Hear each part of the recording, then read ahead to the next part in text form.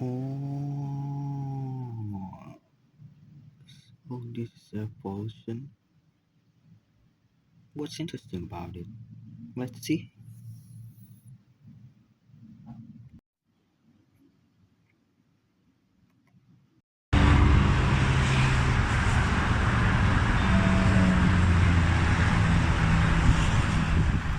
Malaysia's air quality saw a marked improvement today, Saturday, September 21, with no locations registering very unhealthy air pollutant index API readings as of 9 am. However, the country's most heavily populated region, the Klang Valley, continues to be smothered by unhealthy haze, with Johan Setia in Klang registering the highest API reading of 149 this morning. Sarawak is also still languishing in unhealthy air, with Kuching registering the worst API of 173. 7 other locations in the state are experiencing similarly unhealthy air pollution. The rest of Malaysia is enjoying a respite with moderate air readings recorded from Kelantan to Sabah, Perlis to Johor.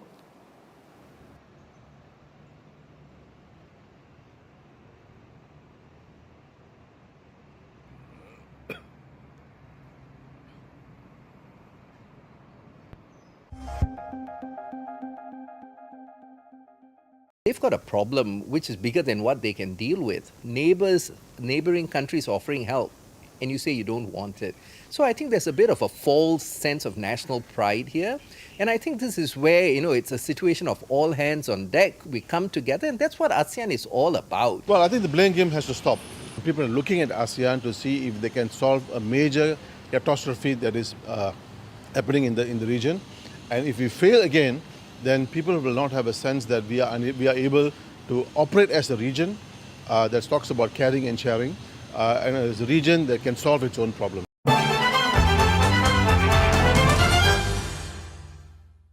The haze worsened on Friday, especially in parts of Sarawak and the Klang Valley. There were 16 areas recording unhealthy air quality readings.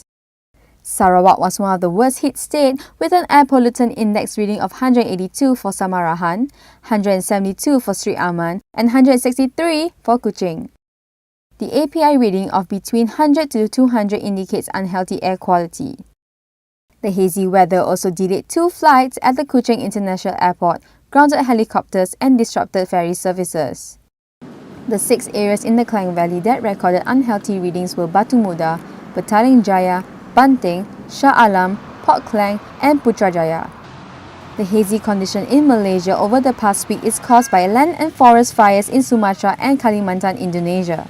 Natural Resources and Environment Minister Datuk Seri Dr. Wan Junaidi Tunku Jaafar said satellite imagery showed 328 hotspots in Sumatra and 18 in Kalimantan. Meanwhile, the Indonesian government said it would send more than 100 troops to fight fires in the southern Sumatra. The smog has created health problems to many people who were admitted to hospital for acute respiratory tract infections. Indonesia has sent 1,500 troops to reinforce firefighters in the affected areas on Thursday.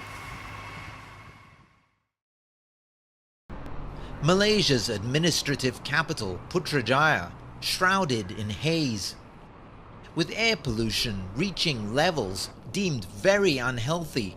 All schools in Putrajaya, as well as hundreds more in other parts of the country, have been closed. In areas with merely unhealthy air, all outdoor school activities have been cancelled. On the Indonesian island of Sumatra, hundreds of fires are burning, with winds blowing the smoke toward Malaysia and Singapore. First signed in 2002, the ASEAN Agreement on Transboundary Haze Pollution vowed to combat regional haze through concerted national efforts and international cooperation. Indonesia was the last country to sign in 2014. Both Malaysia and Singapore have offered to assist Indonesia to tackle the current blazes, but Indonesia has so far declined. They've got a problem which is bigger than what they can deal with. Neighboring countries offering help, and you say you don't want it. So I think there's a bit of a false sense of national pride here. And I think this is where, it's a situation of all hands on deck. We come together, and that's what ASEAN is all about. Many see the recurrence of regional haze every few years and the weakness in combating it when it happens as a major failing for ASEAN. Well, I think the blame game has to stop. People are looking at ASEAN to see if they can solve a major catastrophe that is happening in the region. And if we fail again, then people will not have a sense that we are able to operate as a region that talks about caring and sharing, and as a region that can solve its own problems. As the fires burn and the air stings the eyes and throats, people in the region will pray for rain to do what their governments have so far failed to do and end the latest haze crisis. Ryan Meltzer, CGTN, Kuala Lumpur.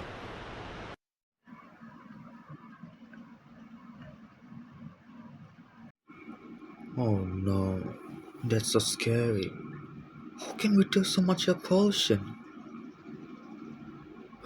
I also did the same thing. I didn't open fire to burn a lot of leftover trash, not realizing that the things I did were also polluting the air. To the point that my neighbor got angry with me a few days ago. Oh my god, what am I done?